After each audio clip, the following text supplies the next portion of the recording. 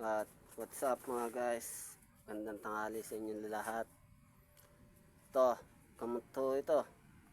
Masustansya sa pangangatawan ng tao. Yan, pwede mo siyang mukbangin o kahit hindi siya luto. Sarap.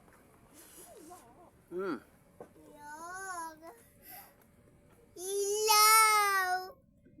Mga masasarap na pagkain dito mo lang matatagpuan sa probinsya. Kamusta siya nga? Hilaw naman.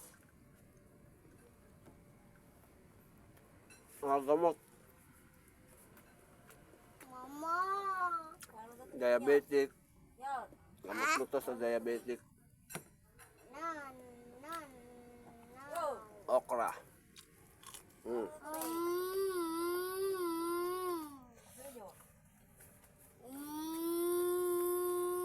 Yan guys, hilaw pa ho yan. Hindi pa ho yan naluluto. Hindi pa yan nilalaga. Pwede mo na siya kainin. Sausaw mo lang. Nandun daw yung pinakasustansya niya. Kung hindi niluluto.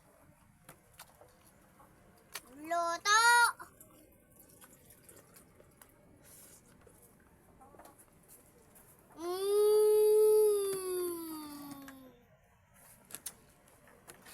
Sarap ng kain natin. Kain tayo, mga guys.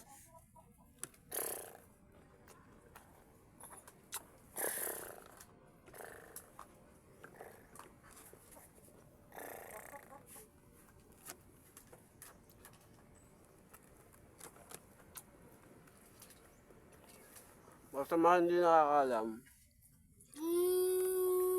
kung kayo ay mga ka-farmers din, guys, ay kayo ay magtanim sa inyong mga bahay, mga puso, ng saging. Tanim kayo ng saging, may lambuan, may puso ng saging na kayo. Pwede siyang torta, pwede siyang nilaga. Tapos, hanap ka lang ng sili sa gubatan. Dito sa probinsya namin, sa Quezon, marami ka dito makapagpilian ng mga ulam. Sariwa, higit sa lahat, mura pa. Hindi katulad sa Maynila, mahal na, kakasakit ka pa. Dito, masustansya.